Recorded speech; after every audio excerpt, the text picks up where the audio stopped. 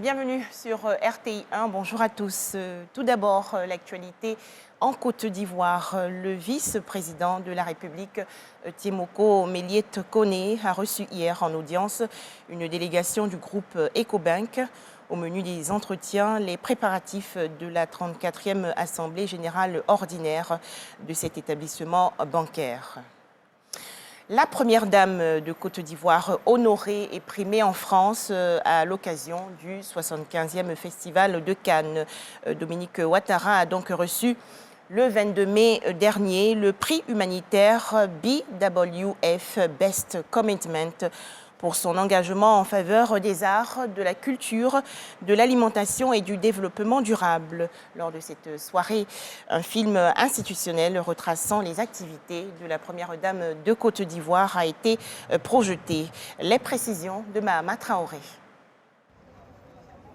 La première dame de Côte d'Ivoire, au rang des invités de marque de cette 75e édition du Festival mondial du cinéma de Cannes. Dès son arrivée sur l'avenue de la Croisette, sous les flashs des preneurs d'images, elle va sacrifier à la tradition de ce festival de renommée qu'est la montée des marches du tapis rouge.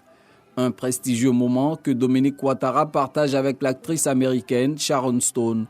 Si la première dame est à Cannes, ce n'est pas pour assister à la compétition des films, mais plutôt pour recevoir une distinction, celle du prix humanitaire Best Commitment que lui décerne l'organisation Better World Fund, un fonds de dotation basé à Paris dont la vocation est d'œuvrer pour la promotion des droits des femmes, de l'éducation et pour la protection de l'environnement et de la biodiversité. Manuel Kola de la Roche, président de Better World Fund, précise que ce prix récompense l'engagement de longue date de Dominique Ouattara en faveur des arts, de la culture, de l'alimentation et du développement durable. Je suis très touchée et extrêmement émue d'avoir reçu ce magnifique prix décerné par Better World Fund.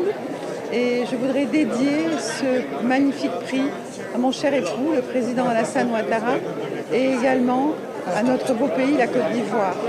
J'étais très heureuse que la Côte d'Ivoire soit à l'honneur et c'est une expérience assez fascinante de monter sur le tapis rouge. Dans un film de 4 minutes, l'Assemblée a été édifiée sur les actions d'humanisme de la première dame Dominique Ouattara à travers sa fondation Children of Africa. Autre temps fort de ce dîner de gala, une vente aux enchères suivie d'un show offert par le célèbre groupe ivoirien Magic System. En image, direction Davos en Suisse. Le Premier ministre ivoirien Patrick Hachi participe au forum économique. Le chef du gouvernement ivoirien a multiplié hier les rencontres et plaidoyé pour la transformation de l'économie de son pays, la Côte d'Ivoire.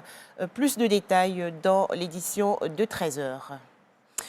Accra, la capitale ghanéenne, accueille aujourd'hui les assemblées annuelles de la Banque africaine de développement, la BAD, reprise en partie en présentiel après 2 ans en visioconférence en raison de la pandémie de coronavirus. Ces réunions constituent l'événement le plus important de cette année 2022.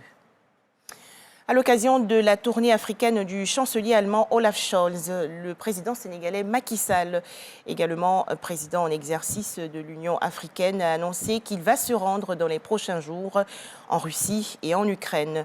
Macky Sall a une nouvelle fois plaidé pour le dialogue dans le conflit russo-ukrainien qui impacte aussi le continent africain.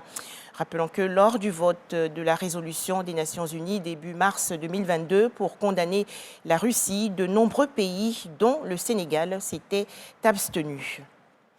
Au Maroc, 3 cas suspects de variole du singe ont été enregistrés par les autorités sanitaires. Les 3 personnes ont été soumises à des tests biologiques dont on attend les résultats. Annonce faite par le Centre marocain d'opérations d'urgence de santé publique. Enfin, en France, ouverture hier des plaidoiries de la partie civile dans le procès des attentats du 13 novembre 2015.